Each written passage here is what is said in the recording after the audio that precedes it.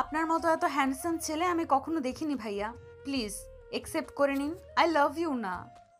এই মেয়ে, কে তুমি জানো কাকে কি বলছো? আপনি চুপ করেন মিয়া। আপনার বন্ধুর সাথে কথা বলছি না?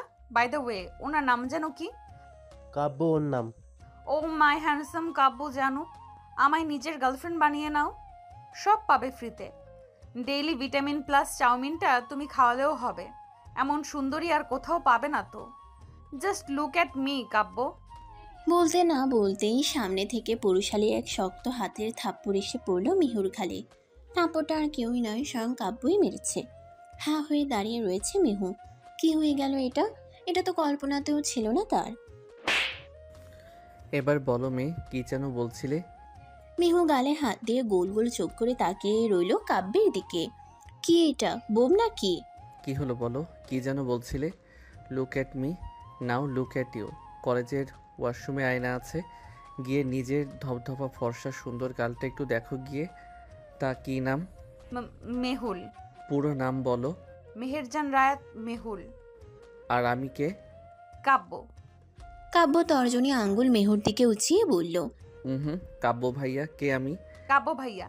এখন চোখের সামনে থেকে ভাগো। কাব্যের বলতে দেরি মেহুর ছুটতে যেতে দেরি হলো না। কি আর, আজকে মেয়েটাকে চড় মেরে দিলি? ঠিক করে তো বোঝাতে পারতিস। ফাজিল মেয়েগুলোকে এভাবে শাস্তি দিতে হয়। সিগারেট দে দ্রুত। এদিকে দূর থেকে মিহুর বন্ধুমহল সবটাই দেখেছে। মিহু এসে পৌঁছাতেই অট্ট হাসিতে ফেটে পড়ল সবাই। তা দেখে মেহুর রাগে দাঁত কিরমির করতে লাগলো। এই শয়তানের দল, হাসছিস কেন তোরা? মেহুর কথা শুনে হাসতে হাসতে গড়াগড়ি খাওয়ার মতো অবস্থা বন্ধু মহলেই সবার। এদের মধ্যে রিফা তো হাসতে হাসতে মাটিতেই বসে পড়ল। ওরে মেহু রে, তোর গালটা তো টকটকে টমেটোর মতো হয়ে গেছে। রিফার কথায় টিটকিরি মেরে আরেকজন বলল, আরে না না রিফু, কি যে বলিস না। আরে আমাদের মিহু তো ব্লাস করেছে রে। ছেলেটারা কিস দিয়েছে তাই না মিহু? মিহুর বুঝতে অসুবিধা হলো না এরা দুজন তাকে নিয়ে মজা করছে। চোখ ছোট ছোট করে বলল, খুব বাড়াবাড়ি হয়ে যাচ্ছে কিন্তু এবার। ওই ছেলে কে, কি যেন নাম? হো, কাব্য। কাব্যর বাচ্চাকে তো ছাড়বো না আমি। বেটায় আমায় থাপ্পড় মেরেছে। The great মেহুলকে।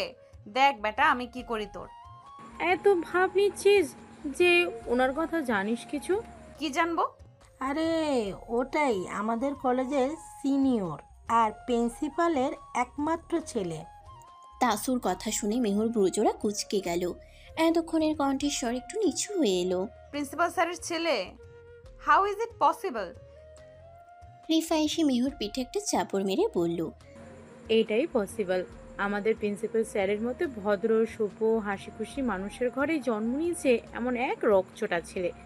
কলেজে আসার পর থেকে তো হাজার নারীর ক্রাশ, তবে কাউকেই পাত্তা দেয় না। আর তোকে তো আজ টমেটোর মতো। এই একদম খেপাতে আসবি না বলে রাখলাম। সে হোক প্রিন্সিপালের ছেলে, আমি আজকের থাপ্পড়ের প্রতিশোধ নেবই নেব। মিলিয়ে নিস। বলে আর দাঁড়ালো না মিহু। গালে হাত বুলাতে বুলাতে ক্লাসের দিকে রওনা দিল। আর রিফা তাসু হাসতে হাসতে শেষ। কি দিনকাল পড়লো ভাই! জুনিয়র মেয়ে এসে এইভাবে বাঘের মতো আমাদের কাব্যকে প্রপোজ করার সাহস পায়। আহ, সাক্ষাৎ বাঘিনী। তো কাব্য, কেমন লাগলো বল? কেমন লাগলো মানে? তুলন চেয়ার টেনে আরেকটু সামনে এগিয়ে বসলো। পাশে উৎসুক দৃষ্টিতে তাকিয়ে আছে তাদের আরেক বন্ধু শয়নও। মানে কি, তুই না বললি একটা স্ট্রং মেয়ে দেখলেই বিয়ে করবি? তোর ওই মেয়েকে স্ট্রং মনে হলো? মানেটা কি? দেখলি না কেমন উড়ে এসে তোকে মুখের উপর প্রপোজ করে বসলো। একদম সাহসের রানী। কাব্য সিগারেটের টান দিয়ে বাঁকা হাসলো।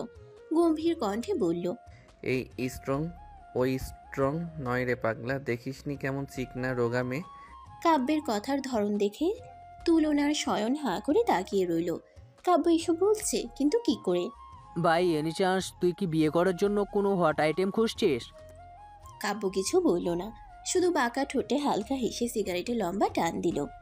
চেয়ারের পিছনে হেলান দিয়ে চোখ বুঝতেই চোখের পাতে ভেসে উঠল তখনকার কথা।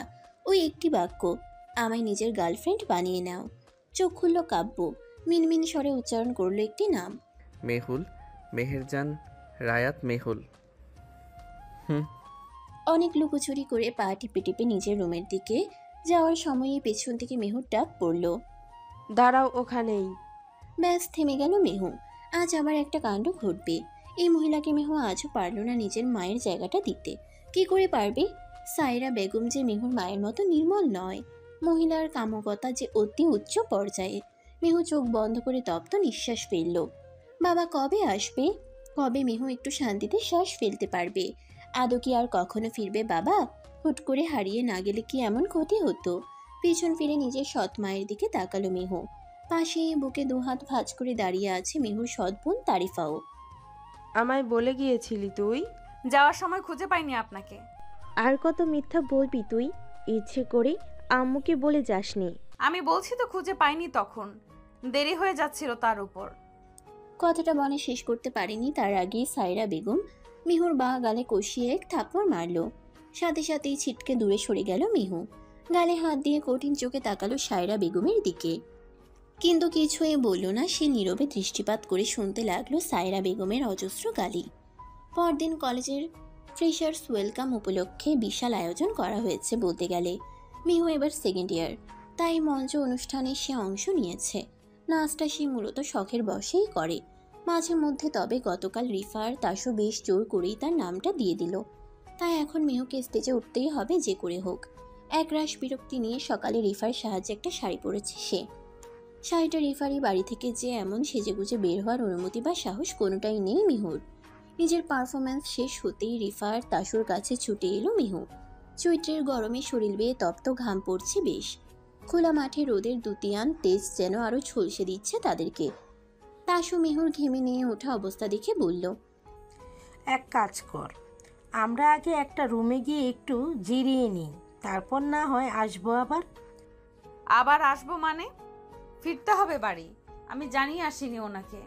অনুষ্ঠান শেষ হতে হতে তো সন্ধ্যা, থাকবি না? না না, ততক্ষণ থাকা সম্ভব না দোস্ত, তোরা তো জানিসই সবটা। আচ্ছা, আগে একটা ক্লাসরুমে চল, একটু বাতাস খাই, রেস্ট নেই, তারপর ফিরবো তিনজনই। তাসুর কথায় বাকি দুজনে সম্মতি জানালো। নিচতলায় ক্লাসরুমগুলো খুবই গঞ্জনাপূর্ণ দেখে তিনজন মিলে তৃতীয় তলার কর্নারে একটি খালি রুমে গিয়ে বসলো। মিহু বসে টেবিলের উপর মাথা এলিয়ে দিয়েছে। রিফা জিজ্ঞেস করলো, কিরে, ক্লান্ত লাগছে? ঘুম আসছে খুব, একটু পর ডেকে দিস তো। আচ্ছা ঘুমা তুই, আমরা আছি। তোরা থাক, আমি বরং ঠান্ডা কিছু নিয়ে আসি। বলেই তাসু নিচে চলে গেল। রিফা আর মিহু রয়ে গেল রুমে। ঘুম হালকা হতেই মনে হলো কেউ যেন তার চুলের ভাঁজে আলতোভাবে হাত বুলিয়ে দিচ্ছে বারংবার। কিন্তু কে সে? পুরোপুরি ঘুম ভাঙতেই আড়মোড়া ভেঙে মাথা তুলে বসলো মিহু। হালকা অন্ধকারাচ্ছন্ন রুমটা কেমন যেন ভুতুড়ে ঠেকছে তার কাছে। কিঞ্চিত ভয় পেল মিহু। কাপা কাপা কণ্ঠে বার কয়েক ডাক পারল রিফা আর তাসুকে, কিন্তু তাদের কেউই উত্তর দিল না। বরং মেহুর ভয়কে আরো এক ধাপ বাড়িয়ে দেওয়ার জন্য ভেসে এলো এক অদ্ভুত পুরুষালী কণ্ঠ। ওদের ডেকে লাভ নেই সুইটহার্ট, চলে গেছে তারা। বুকটা ধক করে উঠল মেহুর। ভয় জিজ্ঞেস করে উঠল, কে আপনি? লোকটার চেহারা ঠিক মতো দেখতেও পারছে না মেহু অন্ধকারের জন্য। আর না সে নিজের কোনো সঠিক পরিচয় দিচ্ছে। লোকটির পায়ের আওয়াজ ক্রমশই যেন এগিয়ে আসতে লাগলো মেহুর কাছে, সাথে তার ছায়াও। তা দেখে মেহু কয়েক কদম পিছিয়ে যেতে লাগলো ধীর পায়ে। পিছিয়ে যাচ্ছ কেন মেয়ে? তোমায় সাহায্য করার জন্যই তো এসেছি। নিজের শরীর দেখানো তোমার কাজ, আমি তো তাই। মেহুর সহ্য হলো না। বেখেয়ালি হাতে কষিয়ে এক থাপ্পড় মারল ছেলেটির গালে। তারপর ছুটে গিয়ে দরজার কাছে পৌঁছানোর আগেই ছেলেটি পেছন থেকে হ্যাঁচকা টানে নিজের কাছে এনে দেয়ালের সাথে চেপে ধরল মিহুকে। মিহুর যেন প্রাণ আটকে যাচ্ছে অজানা এক আতঙ্কে। খুব করে বুঝতে পারছে খারাপ কিছু ঘটতে চলেছে তার সাথে। তবুও নিজেকে বাঁচানোর প্রচেষ্টার ভয়ে মিহু হাত পা ছোড়াছুড়ি করতে লাগলো। কিন্তু পুরুষালী শক্তির সাথে কি আর পেরে উঠে সে? না পেরে চিৎকার করতে নিলেই লোকটি তার মুখ চেপে ধরল। হিসিয়ে বলল, শাড়ি কেন পরেছিস তুই? তোর পেট কেন দেখা যাচ্ছে বল? ছেলেদের আকৃষ্ট করছিস নিজের শরীর দিয়ে, এখন কর। মেয়েও কিছু বলতে পারছে না, শুধু ছটফট করছে সে। মনে মনে উপরওয়ালাকে স্মরণ করছে বারবার। বেশ অনেকক্ষণ ধস্তাধস্তির পর লোকটা যেন নিচ থেকেই ছেড়ে দিল তাকে। আর এক মুহূর্তও দাঁড়ালো না মিহু। দরজা খুলে বেরিয়ে এলো রুম থেকে। পেছনে তাকানোর সাহসটুকুও নেই যেন। বের হতেই দেখলো সন্ধ্যা পেরিয়ে রাত বাড়ছে। ফিরতে হবে তাকে খুব দ্রুত। শাড়িখানা পাল্টানোর কথা থাকলেও এখন রিফাদের বাড়িতে গেলে আরো দেরি হবে। তাই আর কিচ্ছু না ভেবে মেহু ছুটে চলল বাড়ির দিকে। অন্ধকারে ঘেরা রুমটাতেই বসে আছে কাব্য, সাথে আছে তুলনার শয়নও। কাজটা কি আদৌ ঠিক করেছিস তুই কাব্য? এভাবে মেয়েটাকে ভয় দেখাতে গেলি কেন? কাব্য দাঁতে দাঁত চেপে নিজের রাগকে সামলানোর চেষ্টা করলো, কিন্তু পারলো আর কই। হিসিয়ে বলে উঠল, বেশ করেছি, ভয় দেখিয়েছি। ওই মেয়ে কেন শাড়ি পরবে ওভাবে? ছেলেগুলো কিভাবে তাকিয়েছিল দেখিসনি? তুলন এসে বসলো কাব্যের পাশে, বলল, ওসব হয়তো ইচ্ছে করেই করেছে মেয়ে। যাই হোক, ও যা ইচ্ছে করুক, তোর এতে তো রাগ হওয়ার কারণটা আমি বুঝতে পারছি না। কাব্য কঠিন দৃষ্টিতে তাকালো তুলনের দিকে। তা দেখে তুলন আমতা আমতা করে বলল, আরে রাখছিস কেন? অনেক মেয়েই তো এভাবে বাজেভাবে থাকে, তুই ওকে নিয়ে পড়লি কেন? প্রশ্নের উত্তরটা কাব্য নিজেও জানে না। তখন মেহু যখন স্টেজে সবার সামনে নাচছিল, তখন ওই শাড়ি পরা রমণীতে চোখ আটকে যায় কাব্যের। দিক বিদিক ফুলে ওই মেহুর দিকেই এক পলকে তাকিয়ে রইল তখন কাব্য। কি ছিল ওই মুহূর্তে মেয়েটার মাঝে? কি? পুরো সময়টা মুগ্ধতায় কাটলেও হুট করে কাব্যের নজরে পড়ল মেহুর শাড়ির ভাঁজে উন্মুক্ত পেট। আর কিছু ছেলে দৃষ্টি ওখানেই আটকে ছিল। মাথা গরম হয়ে গেল কাব্যের। তাই তো মেহুর নাচ শেষে তাদেরকে ফলো করে এখানে অবধি পৌঁছালো সে। এসেই দেখল কি নিদারুণ ঘুমে বিভোর হয়ে রইল মেয়েটি। রিফাকে ভয় দেখানো কাব্যের বা হাতের কাজ। কলেজের বেশিরভাগ স্টুডেন্টই কাব্যকে এমনিই ভয় পায়, তার মধ্যে রিফাও একজন।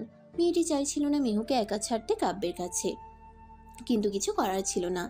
দরজা দিয়ে নিজের ইচ্ছের বিরুদ্ধে বের হওয়ার সময়ও বারবার আকুতি মিনতি করে বলছিল, ভাইয়া প্লিজ কিছু করবেন না ওর সাথে। ওই দিন যা করেছে সবটা আমার দোষ। আমি ডেয়ার দিয়েছিলাম।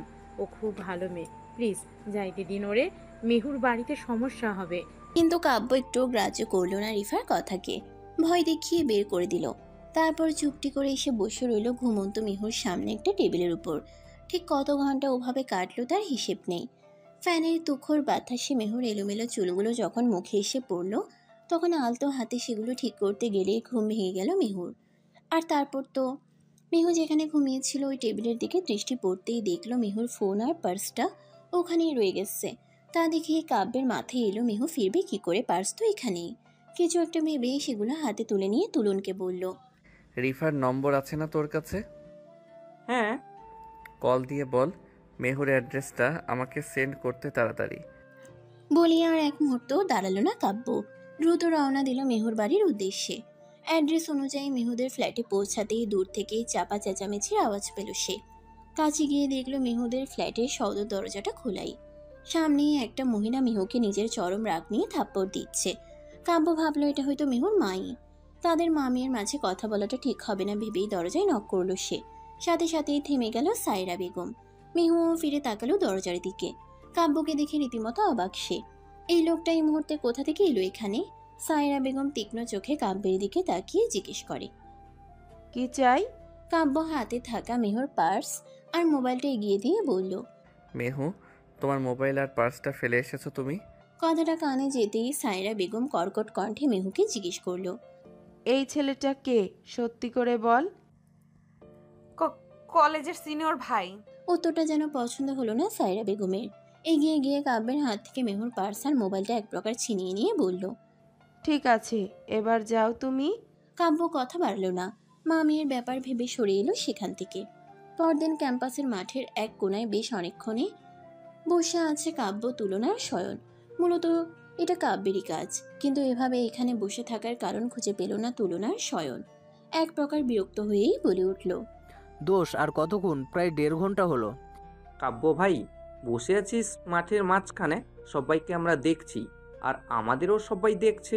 স্যার যদি একবার এই বিষয়টা দেখে কি হবে ভাবতে পারছিস তুই? এই এতক্ষণে কাব্য মুখ খুলল, বাবা কিছু বলবে না? তোর বাপ তোকে ভয় পায়, কিন্তু আমাদের তো না। তোর রাগ আমাদের উপর ঝাড়বে স্যার।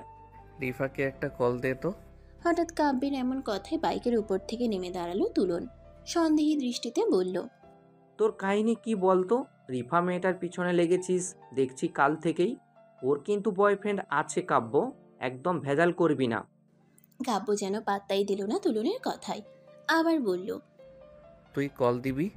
এই নিয়ে 4 বার কল দেওয়া হয়ে গিয়েছে, রিসিভ করছে না, দেখছিস তো। তোরা কল দিবি কি না? কাব্যের একটু কঠিন কথার ধরন দেখে তুলন আবারও পঞ্চমবারের মতো কল দিল রিফার নম্বরে, কিন্তু প্রতিবারের মতো এবারও সে রিসিভ করলো না। কাব্য বেশ বিরক্ত হলো বলতে গেলে। দেখলি তো, শালা, তোরা ওই আরেকটা মেয়ের নম্বর নিলি না কেন? তাসু নাকি মেয়ে হুঁ? ওই যে রিফার ফ্রেন্ড আরেকটা। শয়ন সাথে সাথে আঙ্গুল উঁচিয়ে বলল, আবার কোন মেয়ে? তার দিকে নজর দিবি না, আমি অনেক কষ্টে পটানোর চেষ্টায় আছি। কাব্য চোখ ছোট ছোট করে তাকালো শয়নের দিকে। শয়ন তব জিজ্ঞেস করলো। নম্বর আছে? শয়ন তবদা খেয়ে আঙ্গুল নামিয়ে নাকচ করে বলল, আছে, কিন্তু দিব না তোকে। আমাকে দেওয়া লাগবে না, তুই নিজেই কল দে ওকে।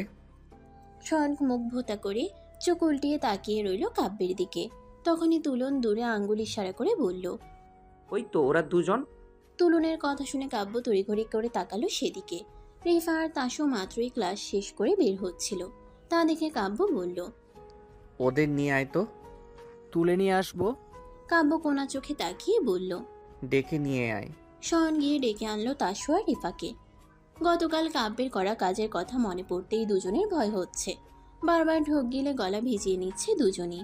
রিফা ভয়ে ভয়ে বলে উঠল, আমরা তো কিছু করিনি ভাইয়া, আপনি যা বলেছেন, যেভাবে বলেছেন আমরা সেভাবেই কাউকে কিছু না বলে চলে গিয়েছি কালকে।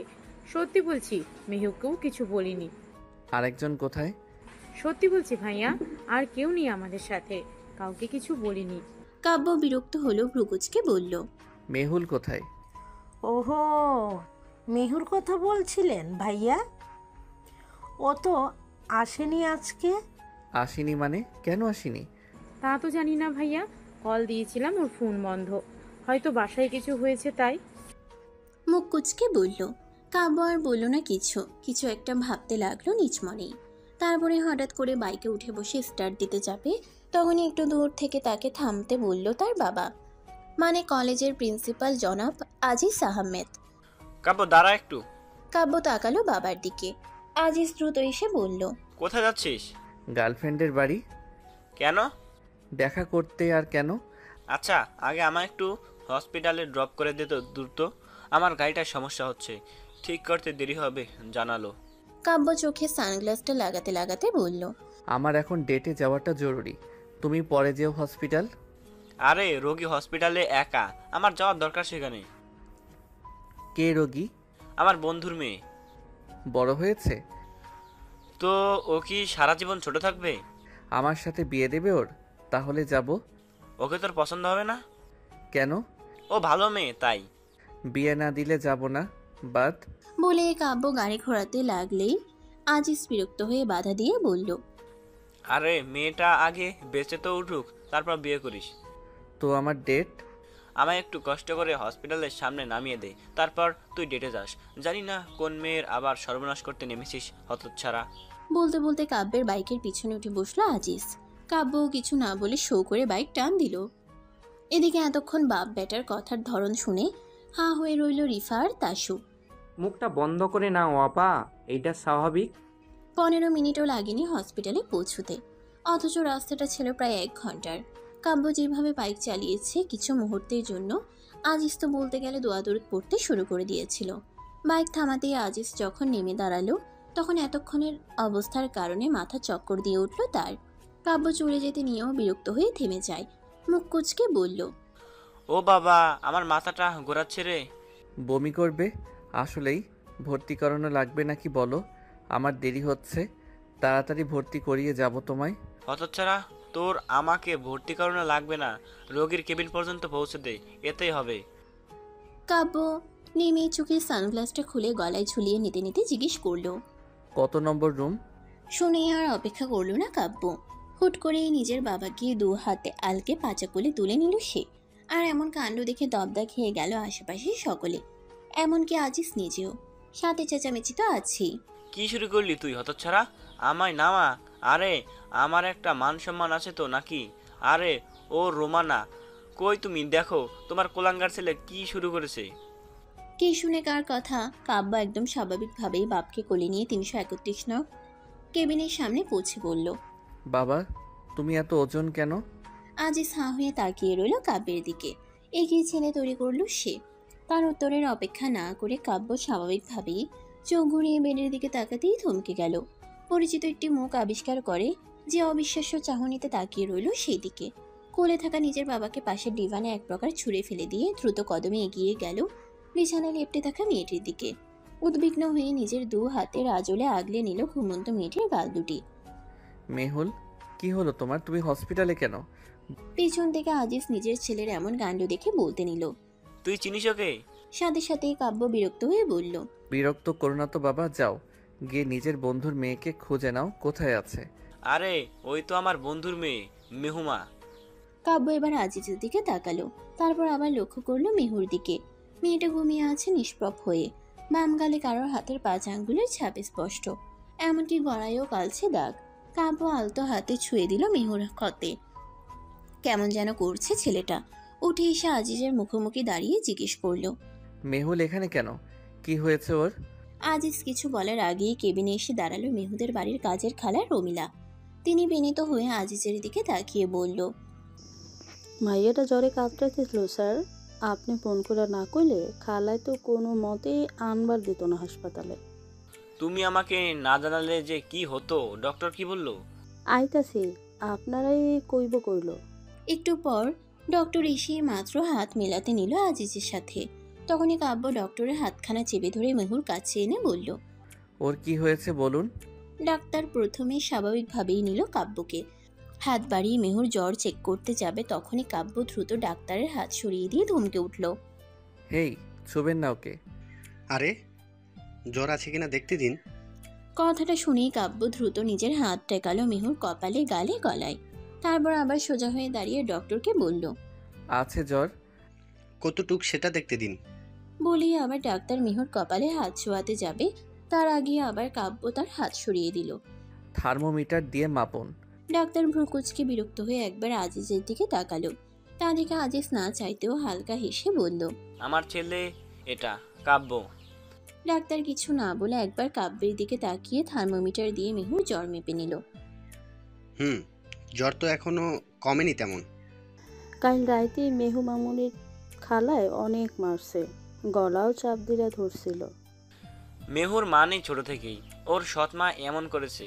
ওর বাবা আর আমি ছোট থেকে বন্ধু। যতদিন ওর বাবা ছিল ততদিন মেয়েটা একটু হলেও শান্তিতে ছিল, কিন্তু কয়েক বছর আগে হঠাৎ কোনো কারণ ছাড়াই ওর বাবা হারিয়ে যায়।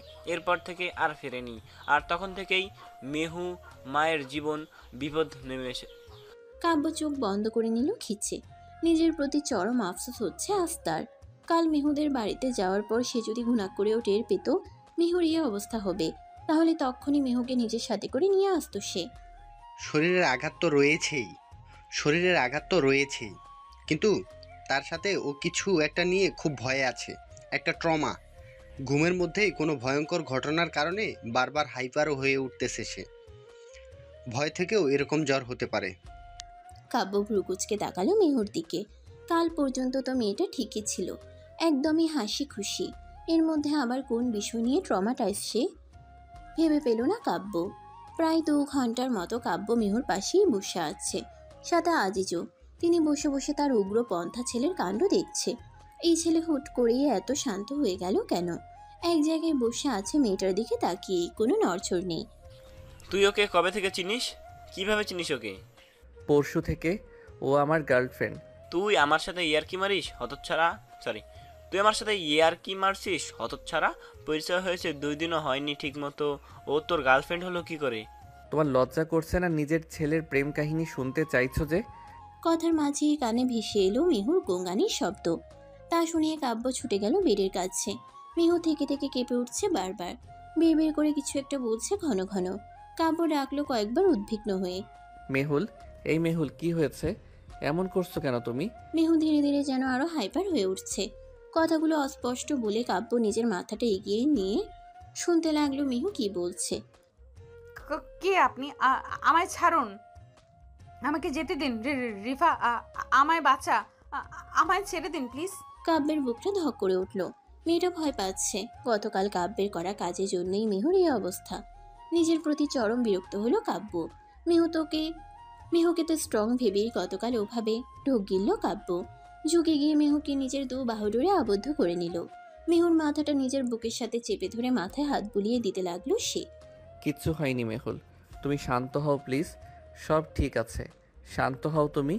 ভয়ে মেহু নিজের অজান্তেই কাব্যের শার্টের হাতা খামচে ধরল। থরথর করে কাঁপতে লাগলো মেয়েটি। বেশ অনেক সময় পর মেহু শান্ত হলো। চোখ খুলেই নিজের সামনে দেখতে পেল আজিজকে। তাকে শান্ত হতে দেখে আজিজ এগিয়ে এলো তার কাছে, জিজ্ঞেস করলো, মেহু মা ঠিক আছিস তুই? আজিজের কথা শুনে কাব্য মেহুকে আস্তে করে নিজের বুক থেকে উঠালো। জ্বর কমেনি তেমন। মেয়েটা ঢুলু ঢুলু চোখে তাকিয়ে শুধু দেখছে আশেপাশের পরিস্থিতি। কাব্যের বাহু ধরে নিজেকে দেখেই ভ্রুজোড়া কুঁচকে ফেলল সে। আপনি? কাব্য কেমন করে যেন তাকালো মেহুর নেতিয়ে পড়া মুখটার দিকে। কি হলো তার কে জানে, হুট করেই মেহুর বাম গালে ফুলে টসটসে হয়ে থাকা ভ্রূণের উপর নিজের ঠোঁট ছোঁয়ালো কাব্য। দু হাত দিয়ে আগলে ধরল মেহুর নরম কোমল গাল দুটি। বেশ শব্দ করে চুমু খেয়ে আলতো করে মেহুর কপালে নিজের কপাল ঠেকালো কাব্য। কণ্ঠে কতটা মাদকতা তার, বলে উঠল, I am sorry Mehul, sorry for everything, please forgive me. Mehu তো জমে রইল কাব্যের সে অদ্ভুত কাণ্ড থেকে। কি করছে এসব লোকটা, আর সরি বা বলছে কেন হঠাৎ? বুঝে উঠতে পারল না মেহু। কোনো প্রকারে জবাব দিল না। কাব্য হুট করে ঠিক করে বসে শক্ত কণ্ঠে মেহুকে বলল, এবার আর কিচ্ছু হতে দেব না তোমার। আজ এই এক্ষুনি থেকে আর একটাও আঁচ লাগতে দেব না আমি তোমার গায়ে। তারপরে হুট করে কাব্য আজিজের দিকে তাকিয়ে বলল, আব্বু আমি এক্ষুনি বিয়ে করব, কাজী ডাকো। হ্যাঁ। কাব্যের কথা শুনে শুধু যে আজিজ স্তব্ধা খেয়েছে তা কিন্তু নয়, তার সাথে সাথে হাঁ করে রইল কেবিনে উপস্থিত বাকিরাও। ডক্টর একবার কাব্যের দিকে তো একবার আজিজের দিকে তাকাচ্ছে খালি। সেটাকে আদেও ঠিক শুনলো? সে কি আদেও ঠিক শুনলো? আজিজের বুকে ইতোমধ্যেই চিনচিন ব্যথা শুরু হয়ে গেছে। এই ছেলে কি বলছে তার, এখনই বিয়ে করবে মানে? ওরে বাপজান, তোর মাথা কি ঠিক আছে বাবা? বিয়ে করবি মানে কি? হ্যাঁ হ্যাঁ বিয়ে করবো, আর এক্ষুনি করবো। তুমি কাজী ডাকো কুইক, সন্ধ্যা হয়ে যাচ্ছে আব্বু। আরও দেরি হলে আমাকে এবার বাসর রাতের বদলে বাসর দিন করতে হবে। আজিজ স্তব্ধা খেয়ে হেলে পড়ল সোফায়। এদিকে মেহু এসবের কিছুই বুঝতে পারছে না। কাব্য ছেলেটি হঠাৎ এত বিয়ে পাগল হলো কেন? আব্বু তুমি কাজী ডাকবে না তো? ঠিক আছে, আমি ব্যবস্থা করছি। বলেই কাব্য পকেট থেকে ফোন বের করে নিজের মাকে কল দিল। রিসিভ করতেই, হ্যালো বাবা। আম্মু আমি বিয়ে করব এক্ষুনি। তোমার বরকে বলো এক্ষুনি কাজী ডাকতে এখানে, না হলে আমি কিন্তু এলাহি কাণ্ড ঘটিয়ে ফেলবো বলে দিলাম। ও মা, এ কি কথা বাবা? বিয়ে করবি মানে কি? হুট করে বিয়ে? আর মেয়েকে কাকে তুই বিয়ে করতে চাইছিস? কথাটা শুনে কাব্য একবার বেডে হাঁ করে বসে থাকা মেহুর দিকে তাকালো, তারপর বলল, ও নিয়ে ভেবো না তুমি আম্মু, মেয়ে একদম ভালো, আব্বুর বন্ধুর মেয়ে, সুন্দরীও বটে। তোমার যত্ন নিতে হেলামি করবে না। শুধু শরীরের যে অবস্থা তার, আমার যত্নটা ঠিক মতো নিতে পারবে কি না তাই সন্দেহ। মেহু চোখ গল গল করে তাকিয়ে আছে কাব্যের দিকে। একদিকে শরীর জ্বরে কাঁপছে, আরেকদিকে কাব্য আজিজ স্যারের বন্ধুর মেয়ে, মানে কাব্য কি কোনোভাবে মেহুকেই বিয়ে করবে বলছে? ভেবেই মেহু চেঁচিয়ে ওঠে, এই মেয়ে, আপনার মাথা ঠিক আছে? কি বলছেন এসব? আমি কেন আপনাকে বিয়ে করব? আহ! মেহু বলতে দেরি কাব্য দ্রুত ছুটে এসে নিজের তর্জনী আঙ্গুল ঠেকালো মেহুর ঠোঁটে। সাবধানী কণ্ঠে বলল, আস্তে মেহুল, এত জোরে কথা বলে না এখন। কবুল বলার সময় যদি গলা ভেঙে যায় তখন? মেহু যেন বাকশক্তি হারিয়ে ফেলছে কাব্যের কাণ্ডে। মেহুকে থামিয়ে কাব্য আবার তাকালো আজিজের দিকে। তুমি কাজী ডাকবে নাকি আমি আমার হবু বউকে নিয়ে পালাবো এখান থেকে? ব্যাস, এই কথাটা শুনেই মেহুর জানের পানি উড়ে গেল। দ্রুততার সহিত খাট থেকে নেমে দৌড়ে পালাতে নিলেই হাতের স্যালাইনের নলটা ছিঁড়ে গেল। গল গল করে রক্ত ঝরতে লাগলো হাত থেকে। তবুও মেহু থামলো না, ছুটতে গিয়ে পালাতে লাগলো। কিন্তু দরজা অব্দি যেতেই পেছন থেকে হ্যাচকা টান দিয়ে ধরে ফেললো তাকে কাব্য। বুঝতে পেরেই মেহু নিজেকে ছাড়ানোর জন্য ব্যস্ত হয়ে উঠল। সে চেঁচিয়ে বলতে নিল, ছাড়ুন আমার হাত, আমি আপনাকে বিয়ে করব না। কাব্যের মুখ থেকে একটি কথাও বের হচ্ছে না, শুধু শক্ত করে মেহুর হাতখানা চেপে ধরে রেখেছে সে। মেহুর শরীর কাঁপছে, জ্বরের কারণে শরীর প্রচণ্ড দুর্বল। নিজেকে ধরে রাখা দায়, তবুও আপ্রাণ চেষ্টা করে যাচ্ছে সে কোনো মতে এখান থেকে পালিয়ে যাওয়ার। কিন্তু পারছে আর কই। চেঁচামেচির মধ্যে দিয়ে কাব্যের মুখের দিকে তাকাতেই কেঁপে উঠল মেহু।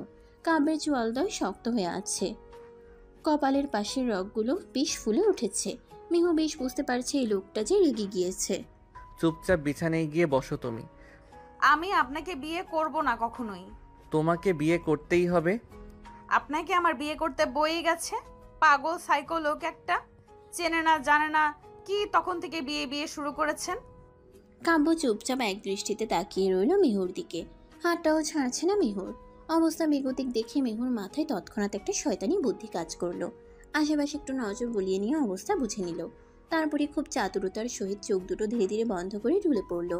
তা দেখে পেছনে হেলে পড়ে যাওয়ার আগে কাব্য মিহুল বলে হালকা চেঁচিয়ে ধরে ফেলল তাকে।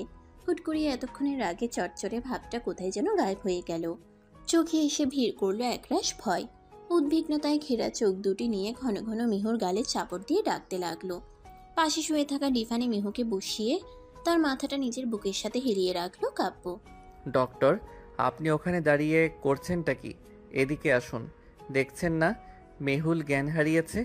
কাব্যের কথায় এতক্ষণে ডক্টরেরও যেন হুঁশ এলো। দ্রুত এগিয়ে গিয়ে চেক করলো মিহুকে, তারপর বলল, অতিরিক্ত স্টেজের কারণে এমন জ্ঞান হারিয়েছে। আপনি ওর সাথে এত রুড বিহেভ করবেন না প্লিজ। ওসব ছাড়ুন, ওর জ্ঞান ফিরবে কখন? কিছুক্ষণ পরেই। এইদিকে দুষ্টু মিহু মনে মনে ভিংচি কেটে ভাবতে লাগলো, উফ, একটু পরে এই বাজে সাইকোটা আমাকে ছাড়ার আগে কোনো মতেই আমি চোখ খুলবো না। একবার ছাড় তুই আমায়, তারপরেই আমি পগার পার। আব্বু, তুমি কি কাজী ডাকবে না পণ করেই নিয়েছো? আমার বাবা জান, তুই একটু শান্ত হ, একটু ভেবে দেখ একটু মেয়েটার বিষয়ে। ঝোঁকের মাথায় তুই জোর করে মেয়েটাকে বিয়ে করে নিবি, তারপর যা হবে। তুই যদি ওকে পরে ছেড়ে দিস তাহলে হয়তো তোর কিছুই যায় আসবে না, কিন্তু মেহুমায়ের অনেক বড় ক্ষতি হয়ে যাবে রে কাব্য। আজ একটু নিজেরটা ছেড়ে মেহুর কথা ভাব। আমি ভেবেই বলছি সব। আজিজ পারছে না তার উগ্রপন্থী ছেলেকে বুঝাতে। চেঁচামেচি না করে এবার একটু সুন্দরভাবে বোঝানোর উদ্দেশ্যে কাব্যের পাশে এসে বসলো আজিজ। করুণ কণ্ঠে বলল, বাবা, একটু মেয়েটার কথা চিন্তা কর। গত কয়েক বছর ধরে ওর অবস্থা আমি দেখে আসছি। আমার বন্ধু শমিউল হারিয়ে যাওয়ার পর থেকে মেয়েটার জীবন নরকের থেকেও খারাপ হয়ে গেছে। সৎ মায়ের আর সৎ বোনের অত্যাচার সহ্য করতে করতে মেয়েটা ক্লান্ত। সবার সামনে কত হাসি খুশি থাকে নিজেকে একটু ঠিক রাখার জন্য। আমি চাই ওর স্বামীর সংসারটা যেন সুখের হয়। বাবা, তুই এখন ওকে বিয়ে করে যদি নিজের খাইশ অনুযায়ী মেয়েটাকে চালনা করিস তাহলে মেয়েটা আরো কষ্ট পাবে। বাবা, এইটুকু বোঝার চেষ্টা কর। তুই তো চাইলে আরো কত মেয়েকে পেয়ে যাবি। বাবা, ওকে ছেড়ে দে।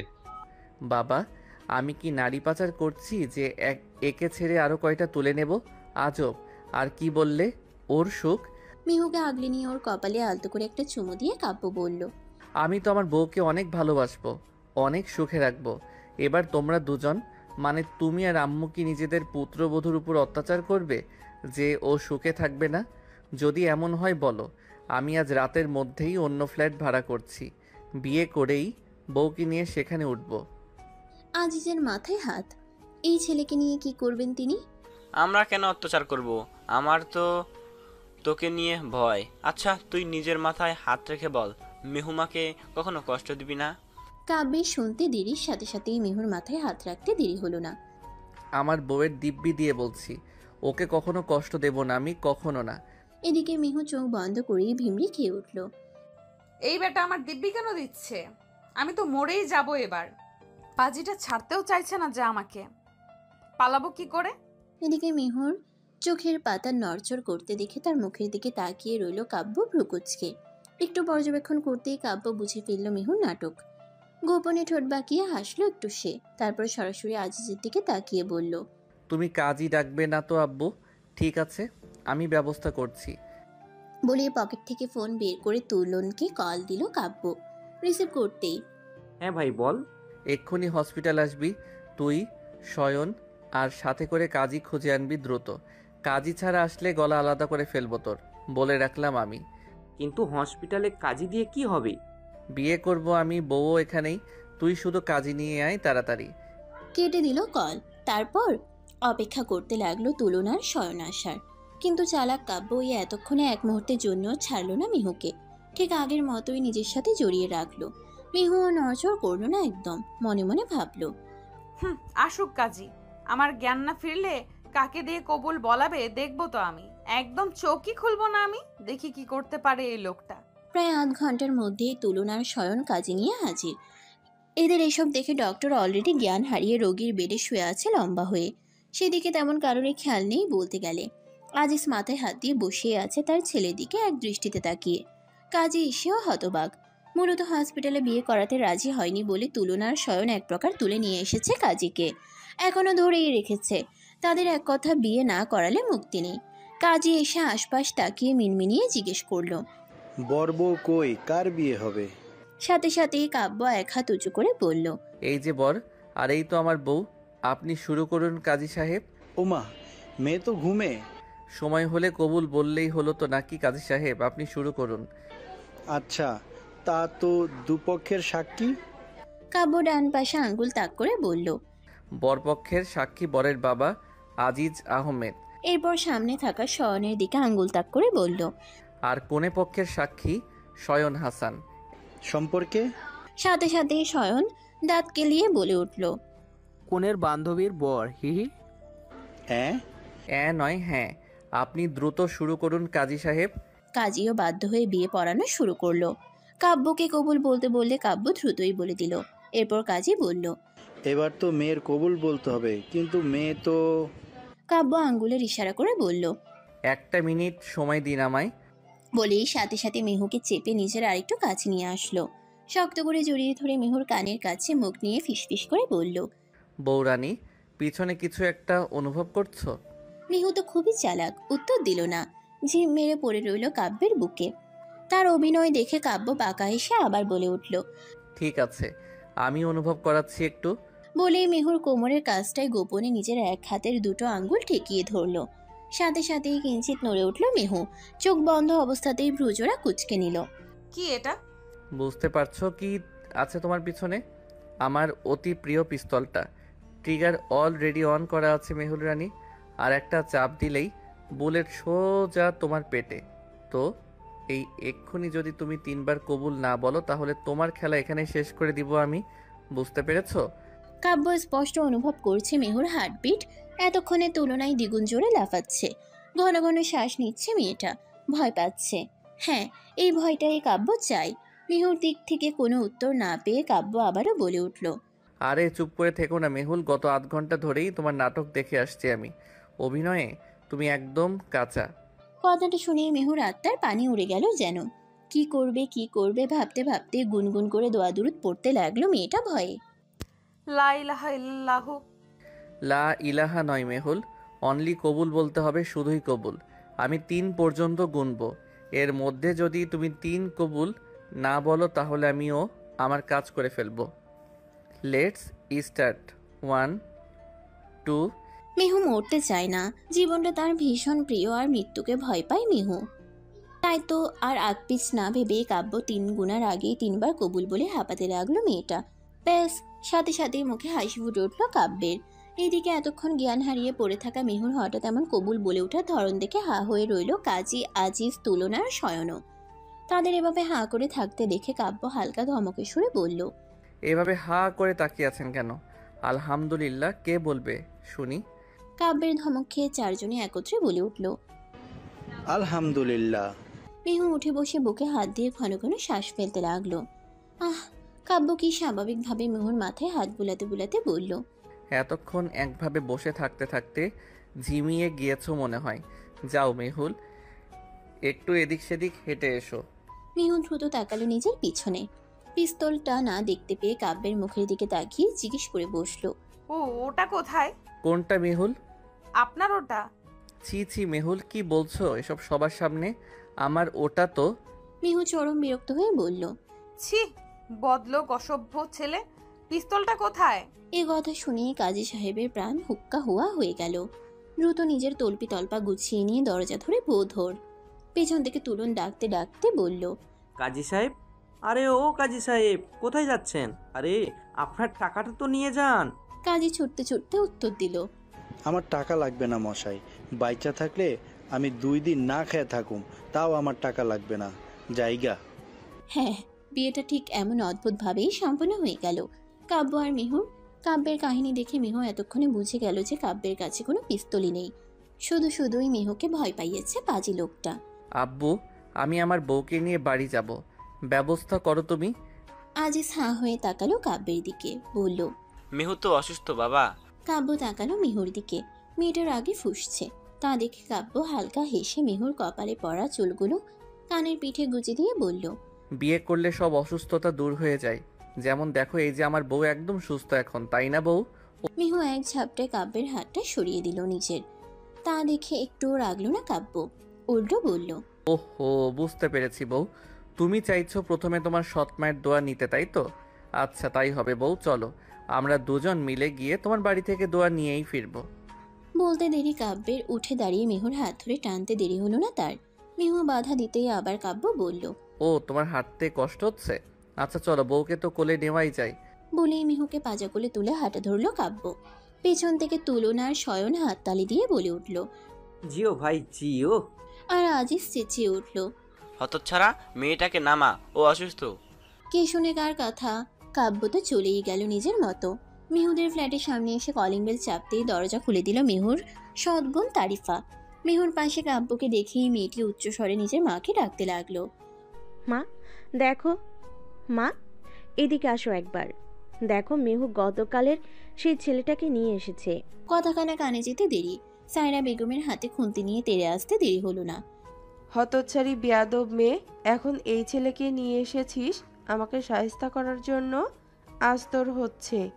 বলতে বলতে মিহুর দিকে তেড়ে আসতে গেলেই মিহু ভয়ে কাব্যের পিছনে গিয়ে নিজেকে আড়াল করার চেষ্টা করলো।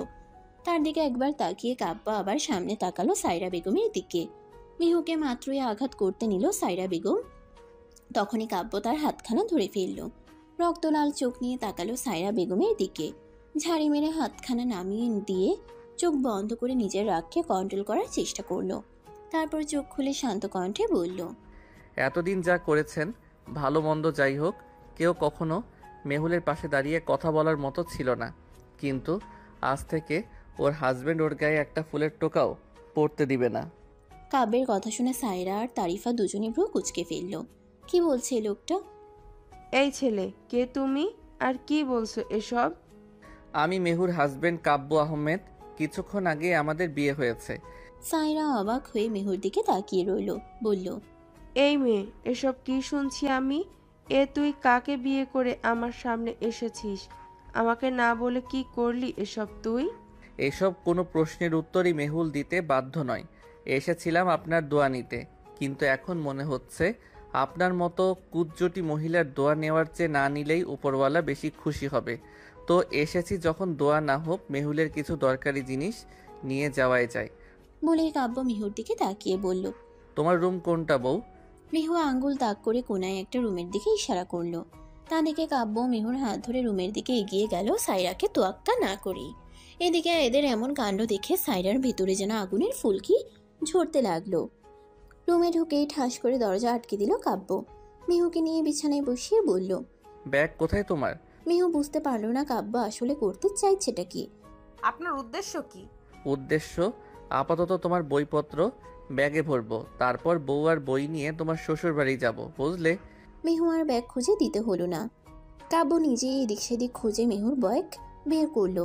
তারপর মিহুর পড়ার টেবিলের সামনে গিয়ে বেছে বেছে প্রয়োজনীয় বইগুলো ব্যাগে ভরে নিল। এছাড়াও প্রয়োজনীয় সকল কাগজপত্রও নিয়ে নিল কাব্য নিজেই। ব্যাগ গুছিয়ে নিয়ে বিছানার উপর মিহুর ফোনটা দেখে সেটিও নিজের পকেটে পুরে নিল। আমার ফোন কেন নিলেন আপনি? বিয়ের আগে তুমি কয়টা ছেলের সাথে লাইন মেরেছো জানতে হবে না? মিহু নাক কুচকে তাকালো, কিন্তু কিছুই বলল না। কাব্য ব্যাগটা কাঁধে নিয়ে মিহুর হাত ধরে বলল, চলো বউ। 1 মিনিট। মিহুর কথায় কাব্যও দাঁড়ালো। মিহু কাব্যের হাত ছাড়িয়ে নিয়ে এগিয়ে গেল নিজের রুমের আলমারির দিকে। সেটি খুলে বেশ ভিতর থেকে ছোট্ট একটি খাঁজ আঁকা বক্স বের করলো ধীরে সুস্থে। আলতো হাতে বক্সটি খুলে হাতে নিল একটি নূপুর, রূপার নূপুর এটি। মিহুর মায়ের শেষ স্মৃতি এই নূপুরটাই।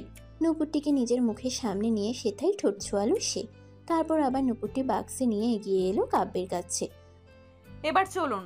কাব্য আর কিছুই না বলেই মিহুকে নিয়ে সায়রার চোখের সামনে দিয়ে বেরিয়ে এলো সেখান থেকে। প্রায় আধ ঘন্টার পথ পেরিয়ে মিহুকে নিয়ে কাব্য পৌঁছালো তার নিজের বাড়ি। নিজের বলতে আজিজ আহমেদের বাড়ি। দরজা খুলে দিল রোমানা খানম নিজেই। মিহু হুট করে তাকে দেখে একটু অপ্রস্তুত হয়ে পড়ল। উনি কি আমায় নিজের বাড়ির পুত্রবধূ হিসেবে মেনে নেবে আদৌ, নাকি না? এইসব সাত পাঁচ ভাবতে ভাবতেই মিহু আস্তে করে সালাম করলো রোমানাকে। বৌমা রোমানের খুব পছন্দ হয়েছে। আজিজের মুখে মিহুর প্রশংসা এত এত শুনেছে যে মিহুকে পছন্দ না হওয়ার কোনো কারণই খুঁজে পেল না সে। মিহুকে নিজের বুকে জড়িয়ে ধরে আলতো স্বরে জিজ্ঞেস করলো, এখন শরীর কেমন আছে মেহুমা? ভালো আছি আন্টি। মিহুর উত্তর শুনে রোমানা খানম ভ্রুকুচকে তাকালো কাব্যের দিকে, জিজ্ঞেস করলো, কিরে তুই না বললি বিয়ে করেছিস? হ্যাঁ, বিয়ে না করলে বউ আনতাম ঘরে। রোমানা এবার মিহুর দিকে তাকিয়ে জিজ্ঞেস করলো, তুই শাশুড়িকে আন্টি ডাকছো কেন? আমাকে মা হিসেবে পছন্দ হয়নি বুঝি? মিহু দ্রুত দুদিকে মাথা নাড়ালো, বলে উঠল, এ মা, না না না, ছি ছি, পছন্দ হবে না কেন? আপনি তো ভালো। রোমানা হাসলো, বলল, আমায় ভয় পেও না মেয়ে, নিজের মায়ের মতোই ভাবতে পারো। মিহু মুচকি এসে মাথা কাত করে সম্মতি জানালো। আম্মু, তোমার বৌমাকে জিজ্ঞেস করো তো আজকে বাসরটা করতে পারবে কিনা, আমার লজ্জা লাগছে বলতে। কাব্যের কথা শুনে মিহু চোখ বড় বড় করে কাশতে লাগলো। এই লোকটার কি মাথায় বুদ্ধি শুদ্ধি নেই? কার সামনে কি সব বলছে? একদম না। কি না? মিহু অসুস্থ, হসপিটাল থেকে নিয়ে এসেছিস মেনে নিলাম, কিন্তু ওই অসুস্থ হওয়ার আগে এসবের জন্য একদম জোর করা যাবে না। ততদিন ও আমার রুমে ঘুমাবে। কাব্য শুনেই সবল কণ্ঠে প্রতিবাদ জানালো। এসবের মানেটা কি? হ্যাঁ, আমি এত কষ্ট করে বিয়ে করলাম, ঘরে বউ আনলাম, আর আমার বউকে আমার সাথে থাকতেই দেওয়া হবে না? তাহলে বিয়ে কেন করলাম? অত শত বুঝি না আমি। মিহুমা, তোমার কোনো আপত্তি আছে? মিহু তো যেন হাতে চাঁদ পেয়ে গেল, বলল, না না আম্মু, আপনি একদম ঠিকই বলেছেন। আর এই লোকের সাথে আমি কিভাবেই বা ঘুমাবো? এসব কি কথা? কথার মাঝেই মিহুর মাথাটা কেমন চক্কর দিয়ে উঠল। তাকে টলতে দেখে কাব্য ছুটে এসে ধরল তাকে। মেহুল, ঠিক আছো তুমি? মিহু নিজেকে সামলে নিয়ে বলল, ঠিক আছে, একটু দুর্বল লাগছে আর কি। কাব্য, তুই বৌমাকে নিয়ে রুমে যা, আমি কিছু খাবার পাঠিয়ে দিচ্ছি, খেয়ে একটু রেস্ট করো। কাব্য সম্মতি জানিয়ে মিহুকে নিয়ে নিজের রুমে গেল। তাকে বিছানার বোর্ডের সাথে হেলান দিয়ে বলল, থাকো তুমি, আম্মু আসবে একটু পর। আমি কিছু ড্রেস নিয়ে আসছি তোমার জন্য, এরপরে না হয় চেঞ্জ করে নিও। মিহু মুখ ভেঙচি কেটে বলে উঠল, আদিক্ষেতা কম দেখান আপনি। আপনার উদ্দেশ্য কি বলুন? এইভাবে আমায় বিয়ে কেন করেছেন? মানুষ বিয়ে করে কেন? প্রথমে কয়েকদিন বউকে খাওয়ার জন্য, আর এরপর বাচ্চা কাচ্চা পালনের জন্য। আমিও তোমাকে খাওয়ার জন্যই বিয়ে করেছি। তোমার মতো সুন্দরী কি আর পাবো বলো? ফালতু বকছেন কেন? আজাইরা পাগল একটা। যা বলার বলো, কিন্তু এখান থেকে পালানোর চেষ্টা করলে খবর আছে। আমি 20 মিনিটের মধ্যেই ফিরে আসছি। একটু পরেই রোমানা এসে মিহুকে নিজ হাতে খাইয়ে দিল। তারপর বলল, তুমি না হয় এখন একটু রেস্ট নিয়ে নাও, কাব্য আসলে তখন চেঞ্জ করে নিও। মিহু ও রোমানার কথায় সায় জানিয়ে বিছানায় কাত হয়ে শুইল। কখন যে চোখ লেগে এসেছে বুঝতেই পারল না মিহু। টাটকা ঘুম ভেঙেছে পরদিন সকালে একদম, তাও চকচকে আলো চোখে পড়ায়। আড়মোড়া ভেঙে এক চোখ খুলতেই দেখল বিছানার পাশের বড় জানালাটা খোলা। বিরক্ত হয়ে মিহু ঘুম ঘুম কণ্ঠে বলে উঠল, জানলাটা কেন খুলেছেন? তেরা মার্কা কথা কানে যেতেই ভ্রু কুচকে উঠে বসলো মিহু। সামনে তাকিয়ে দেখলো কাব্য সোফায় বসে শো পড়ছে। পরনের জামা কাপড় দেখেই বোঝা যাচ্ছে ভার্সিটির জন্য রেডি সে। ভার্সিটির নামটা মাথায় আসতেই মিহু লাফিয়ে উঠল বিছানা থেকে। আল্লাহ, আজ আমার অ্যাসাইনমেন্ট জমা দিতে হবে বলে মিহু এদিক সেদিক না তাকিয়ে সোজা গিয়ে নিজের ব্যাগটা খুলে অ্যাসাইনমেন্ট পেপারগুলো আর বইপত্র নিয়ে খাটের কোনায় বসলো। বিড়বিড় করে দ্রুততার সহিত লিখতে লিখতে বলল, আল্লাহ, আজ আমি শেষ। কাব্য ভ্রু কুচকে দেখলো পাগলের কাণ্ড। পরক্ষণেই ধীর পায়ে উঠে গিয়ে আস্তে করে দাঁড়ালো মিহুর পেছনে। বেচারি অ্যাসাইনমেন্ট লিখতে এতটাই ব্যস্ত ছিল যে কাব্যের এত কাছাকাছি আগমন টেরই পেল না সে।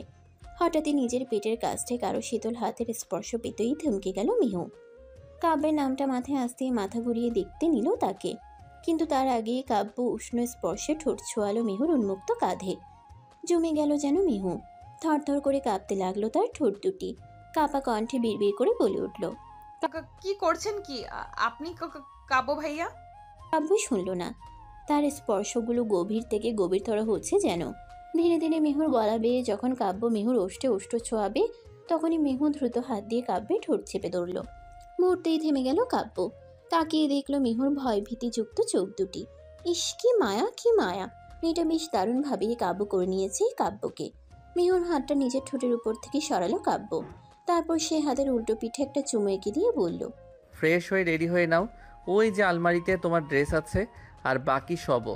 অ্যাসাইনমেন্টের বাকিটুকু আমি করে দিচ্ছি ততক্ষণে। সত্যিই করে দেবেন? হ্যাঁ, দিচ্ছি। তুমি ফ্রেশ হয়ে নাও। আমার বিশ্বাস হচ্ছে না। আপনি যদি শত্রুতামি করে আমার বাকি অ্যাসাইনমেন্টটুকু নষ্ট করে দেন তখন? মিহুর কথা শুনে কাব্য ভ্রু কুচকাল, হাত উঁচিয়ে বলল, একটা চট দেব ফাজিল মেয়ে। তোমার মতো নাকি আমি যে নষ্ট করে দেব? যাও গিয়ে ফ্রেশ হয়ে নাও। আপনার উপর বিশ্বাস নেই আমার। আর একটাও কথা বাড়ালে কলেজে যেতে দেব না তোমায়। যাও এখন। অগত্যা মেহুকে যেতেই হলো ফ্রেশ হতে। ফ্রেশ হয়ে এসে দেখলো কাব্য অলরেডি বাকি অ্যাসাইনমেন্টটুকুও কমপ্লিট করে ফেলেছে। এতে মেহু একটু খুশি হলো বটে। যাক, লোকটা এতটাও খারাপ নয়। রেডি হয়ে দুজন নিচে এসে নাস্তা করে নিল। মেহু, মা, আমার সাথে গাড়ি করে চলো তাহলে। আমার বউ আমার সাথে বাইকে করে যাবে। তোমার গাড়িতে নেওয়ার ইচ্ছে হলে নিজের বউকে নিয়ে যাও। আজিজ ক্ষেপে রোমানার দিকে তাকিয়ে বলল, দেখলে রোমানা, দেখলে কি অসভ্য হয়েছে তোমার এই ছেলেটা। আমি আঙ্কেলের সাথেই বাড়ি যাব গাড়ি করে। মেহুর কথা শুনে কাব্য তার দিকে চোখ পাকিয়ে বলল, একটা চট দেব ফাজিল কোথাকার। আগের মতো উঠতে চাও কেন? তোমার যে বিয়ে হয়েছে ভুলে গেছো তুমি? স্বামীর আদেশ মানতে হয় জানো না? একদম আমার সাথে ঝগড়া করতে আসবেন না, বাড়ি ছেড়ে চলে যাব কিন্তু। এক পা বাইরে রাখার সাহস করো না, তারপর হচ্ছে তোমার। আহা, কি শুরু করলি তোরা বলতো? যাওয়ার আছে জানা। মেহুর ইচ্ছে হলে ও না হয় আজিজের সাথেই যাক, ওইটুকু তো পথ। কাব্য বাবা। আম্মু, তুমি আর আব্বুর মতো একটা ভিলেন থাকলে আমার আর শান্তিতে বউয়ের সাথে সংসারটাও করা হবে না, আর জীবনে তোমারও নাতি নাতনির মুখ দেখা হবে না। কথাটা কানে যেতেই কাশি উঠে গেল মেহুর। কাব্য দ্রুত তাকে পানি এগিয়ে দিল। মেহুর কাশি থামতেই কাব্য আবার বলে উঠল, আমার বউ আমার সাথেই যাবে, আর না হয় কলেজে যাওয়া বন্ধ। কাব্যের কথার উপর আর একটা কথাও কেউ বলতে পারলো না। অগত্যা মেহুকেও বাধ্য হয়ে কাব্যের বাইকে করেই কলেজ যেতে হলো। কলেজে পৌঁছানোর পর বাইক থেকে নেমে মেহু নিজের তর্জনী আঙ্গুল তুলে কাব্যকে বলল, শুনুন, এখানে কেউ যেন না জানে আমি আপনার বউ, বুঝলেন? কেন? এত শত বলতে পারবো না, জানলে কিন্তু ভালো হবে না, এই বলে দিলাম। কথার মাঝেই দূর থেকে রিফার কণ্ঠ শুনে সেদিকে তাকালো মেহু। তারপর কাব্যের সাথে আরেকটিও বাক্য বিনিময় না করে ছুটে চলে গেল রিফার তাসুর কাছে। পেছন থেকে কাব্য তাকিয়ে রইল তার সদ্য বিবাহিত বউটার দিকে। আপন মনেই হাসল সে। তারপর তুলনার শয়নে আসতেই নিজের কাজে চলে গেল। 4টা ক্লাস শেষ মেহুর, 5ম ক্লাস চলমান। খিটখিটে স্যারের ক্লাসটা আসলেই মেহু, রিফার, তাসু সবসময় পেছনের দিকে চলে যায়। আজও তার ব্যতিক্রম হলো না। একদম শেষের দিকে টেবিলে বসে গল্প করছে 3জন মিলে। এই মিহু, বুঝলাম না আজ হঠাৎ তোর নতুন জামা কেন? ড্রেসটা তো সেই সুন্দর রে মিহু, কে কিনে দিয়েছে? মিহু সেই তখন থেকে এদের এসব কথায় বিরক্ত, তাই দাঁতে দাঁত চেপে বলল, আমার জামাই কিনে দিয়েছে। বলো। তাসু আর রিফা হুহা করে চেপে হেসে উঠল। একটু পরেই তাসু বাইরের দিকে আঙ্গুল তাক করে বলল, ওই দেখ কাব্য ভাইয়া, আজ আবার কোনো মেয়ে তাকে পটানোর চেষ্টা করছে কে জানে। ইস, প্রিন্সিপালের ছেলেটা এত হ্যান্ডসাম না। আমার যদি বয়ফ্রেন্ড না থাকতো আমি এই ছেলের পিছনে লটকে পড়ে থাকতাম। রিফার কথা শুনে মেহুর ভ্রু কুচকে এলো। তার জামাই এর পিছনে লটকে পড়বে, মেহু দেবে? ভাবতে ভাবতে বাইরে তাকিয়ে দেখলো দূরে কাব্য দাঁড়িয়ে কোন একটা মেয়ের সাথে কথা বলছে। ব্যাপার কি? এই লোকটা এইভাবে কোনো মেয়ের সাথে কথা বলছে আবার? নিশ্চয়ই ফ্লার্টিং করছে। ওয়েট মিস্টার কাব্য আহমেদ, আজ আপনার হচ্ছে। ঘরে বউ রেখে বাইরে এসব ফষ্টি নষ্টি বের করছি আপনার। নিজের মনে মনে এসব বলে মেহু দাঁড়িয়ে পড়ল। স্যার তাকাতে হালকা হাত উঁচু করে বলল, বের হব স্যার। শুনেই স্যার ইশারায় তাকে যেতে বলল। মেহুকে বের হতে দেখে রিফার তাসুও তার সাথে সাথে বেরিয়ে গেল। মেহু দাঁতে দাঁত চেপে এগিয়ে যেতে লাগলো কাব্যের দিকে। তা দেখে পেছন থেকে রিফার তাসুও এগিয়ে যেতে যেতে বলল, এই মা, এই মেয়েটা কাব্য ভাইয়ের কাছে কেন যাচ্ছে? ওরে মেহু, তোর কি আজ আবার থাপ্পড় খাওয়ার শখ জেগেছে নাকি রে? ওই দেখ, ওই দিকে কেন যাচ্ছিস? মেহু এদের কথার একটারও উত্তর দিচ্ছে না। একদম গিয়ে স্থির হলো কাব্যের সামনে গিয়ে। চুপচাপ বুকে দুহাত গুজে দাঁড়িয়ে শুনতে লাগলো তাদের কথা। কাব্য চুপ। অপরিচিত মেয়েটির কথা শুনিয়ে বোঝা যাচ্ছে সে কাব্যকে ইমপ্রেস করতেই এসেছে। হঠাৎ মেহুকে এভাবে তাদের মাঝে এসে দাঁড়িয়ে থাকতে দেখে মেয়েটি বিরক্ত হয়ে বলল, এই মেয়ে, দেখতে পাচ্ছ না আমরা পার্সোনাল কথা বলছি? এখানে কেন এভাবে দাঁড়িয়ে আছো? মেহু একদম চেঁচালো না, শান্ত কণ্ঠে জিজ্ঞেস করলো, নাম কি তোমার? সুরভি। কেন, তোমার কি দরকার? মেহুর হঠাৎ এমন আগমনে বেশ উপভোগ করছে কাব্য। আর একটু ফিল নিতে সে বুকে দুহাত গুজে ভাঁজ করে পেছনে থাকা বাইকটায় হেলান দিয়ে দাঁড়ালো। ঠোঁটের কোণে তার মিটমিটে হাসি। এখান থেকে চলে যাও। মেহুর এমন কাণ্ড দেখে রিফা ভয়ে পেছন থেকে মেহুর হাত টেনে ধরল। ফিসফিস করে বলল, মেহু, কি করছিসটা কি? কাবু ভাইয়া মেরেই ফেলবে তোকে। মেহু আস্তে করে রিফার হাতটা ছাড়িয়ে নিয়ে বলল। রাখ তো তোর কাব্য ভাইয়া। বলেই কাব্যের দিকে এক কদম এগিয়ে গেল মিহু। আর তুমিও কি সকালে একটা কিস করতে দেইনি বলে রাগ করে এখানে অন্য মেয়ের সাথে কথা বলবে? আজব। মিহুর এমন কথায় রিফা আর তাসুর চোখ বড় বড় হয়ে গেল। কি বলছে এই মেয়ে? মাথা কি ঠিক আছে মেহুর? কাব্য কেমন চুপ করে মেহুর দিকে তাকিয়ে আছে। মেহু বিরক্তিতে উচ্চারণ করে আরেকটু এগিয়ে গিয়ে হুট করিয়ে কাব্যের দুগালে দুটো চুমু খেলো। তারপর নিজের তর্জনী আঙ্গুলটা কাব্যের ঠোঁটের উপর ঠেকিয়ে হাসকি স্বরে বলল, আপাতত এই দুটোই থাক, এইটারটা না হয় বাসায় গিয়ে দিব যান, এখানে মানুষ দেখবে। বেবি, এবার রাগটা কমাও একটু। এদিকে সুরভি অবাক হয়ে রইল। মেহুর প্রতি চরম বিরক্ত হয়ে বলল, এই মেয়ে, কাকে কি বলছো? মাথা ঠিক আছে তোমার? দ্য গ্রেট কাব্য আহমেদও। আর তুমি প্লিজ যাও তো এখান থেকে। বলতে বলতেই মেহুকে একটা ধাক্কা দিয়ে সরিয়ে দিতে নিলে কাব্য ধরে ফেলল মেহুকে। সুরভির দিকে চোখ রাঙিয়ে বলল, এই মেয়ে একদম আমার বউয়ের দিকে হাত বাড়াবে না, ভেঙে ফেলবো হাত। কাব্যের কথায় অবাক সুরভি, রিফা, তাসুও। কি হচ্ছে এখানে কিছুই তো বুঝতে পারছে না কেউ। এরপরই কাব্য মেহুর কোমরে হাত পেঁচিয়ে মেহুকে নিজের কাছে আরেকটু টেনে এনে কেমন নেকি সুরে বলল, দেখো না বউ, এই মেয়েকে সেই কখন থেকে বলছি আমি বিবাহিত, আমার একটা সুন্দরী বউ আছে, তাও মানছে না। কাব্যের কথা শুনে মেহু চোখ ছোট ছোট করে তাকালো সুরভির দিকে। মেয়েটা যেন তবদা খেয়ে গেল। আমতা আমতা করে বলল, তো তোমরা হাজব্যান্ড ওয়াইফ? হ্যাঁ, এবার থেকে আর কখনো যেন আমার বরের পেছনে ঘুরঘুর করতে না দেখি। যাও এখন। আম সরি, সো সরি। মেয়েটা একরকম লজ্জা নিয়ে দ্রুত প্রস্থান করলো জায়গা থেকে। এদিকে রিফা মেহুর উদ্দেশ্যে বলল, এই মেহু, এসবের মানে কি? আমরা তো কিছুই বুঝতে পারছি না। মেহু কিছু বলার আগে কাব্য উত্তর দিল, তোমার বান্ধবী আর আমি গতকালই বিয়ে করেছি, তাই এখন থেকে সে আমার ওয়াইফ। এবার বুঝেছো? কেমনে কি? কাব্য বাইকে উঠতে উঠতে বলল, ওসব তুলনার শয়নে থেকে শুনে নিও। এখন আমাদের যেতে হবে, চলো বউ। মেহু মুখ ভেঙচি করে বলল, আমি আঙ্কেলের সাথে যাব। পাওনা জিনিস নিতে হবে আমার তাড়াতাড়ি। ভরা ক্যাম্পাসে মাইর খেও না বউ, চুপচাপ বাইকে উঠে পড়ো। মেহুর আগে ক্ষোভে পারছে না চিৎকার করতে। রিফা আর তাসুর থেকে বিদায় নিয়ে কাব্যের বাইকে উঠে বসলো। তারপরে কাব্য শো করে ছুটিয়ে নিল বাইকটি। কাব্যের বাইকটি বাড়ি এসে থামতেই মেহু নেমে বাড়ির ভেতরে গেল। কাব্য বাইক পার্ক করে ভেতরে আগালো। ড্রয়িং রুমে আসতেই চোখে পড়ল মেহু আর রোমানা খানমকে। সোফায় রোমানা খানমের কোলে মাথা রেখে শুয়ে আছে মেহু। কাঁধের ব্যাগটাও রেখে আসেনি রুমে মেয়েটা। কাব্য একটা হাফ নিঃশ্বাস ফেলে সোফার উপর থেকে মেহুর ব্যাগটা নিয়ে রুমে চলে গেল ফ্রেশ হতে। সেদিকে মেহুর কোনো খেয়াল নেই বলতে গেলে। আপনার মতো যদি আমার মা বেঁচে থাকতো তাহলে তিনিও এভাবে আমার মাথায় বিলি কেটে দিত। কে রে মেয়ে, আমাকে কি তুই নিজের মা ভাবতে পারিস না? আপনি তো শাশুড়ি মা এখনো, মাত্র কাল এলাম, এখন একটু মা মা মনে হচ্ছে, কিন্তু আপনার ওই ছেলেকে তো আমার একটুও সহ্য হয় না। রোমানা হাসলো নীরবে। মেহুর কথা একটু রাগ করছেন না তিনি, বরং এটা ভেবে খুশি হচ্ছে মেয়েটা তাকে আপন ভাবতে শুরু করেছে। এটাই তো অনেক। আমার ছেলে কি এমন করলো তোর সাথে যে তুই ওকে সহ্য করতে পারছিস না? কি করলো মানে? দেখেননি কাল কেমন জোর করে বিয়ে করে নিয়ে এসেছে আমাকে? নেহাত আমার ওই বাড়ি থাকতে ইচ্ছে করে না বিধায় বিয়েটা করে এলাম, না হলে আমার বয়ে গেছে অমন ছেলেকে বিয়ে করতে। বাহ, এত অপছন্দ করিস আমার ছেলেকে? তা নয়তো কি বলুন, আপনার যা ছেলে আপনি ভাবুন, গতকাল উনি বিয়ে করেছেন আমায়, কোথায় একটু বউকে সময় দিবে তা না করে ভার্সিটিতে মেয়েদের সাথে দাঁড়িয়ে দাঁড়িয়ে কথা বলছে উনি। একবার চিন্তা করে দেখুন তো, ওই মেয়েগুলোর সাথে কথা বলতে বলতে গিয়ে যদি প্রেম হয়ে যায় তখন আমার কি হবে? বলুন তো। ওমা, সে কি কথা? কাব্য বুঝি অন্য মেয়ের সাথে কথা বলছে আজও? তা নয়তো কি? আমি কি মিথ্যা বলছি কিছু? বলুন। না, একদম ঠিক তুই। দাঁড়া, আজ বেরিয়ে আসুক কাব্য, ওর হচ্ছে আজ। মেহু হঠাৎ করেই রোমানার কোমর জড়িয়ে উল্টো হয়ে শুয়ে পড়ল। ঠোঁট উল্টে বলল, আচ্ছা আম্মু, আমি কি আদৌ আপনার ছেলের যোগ্য?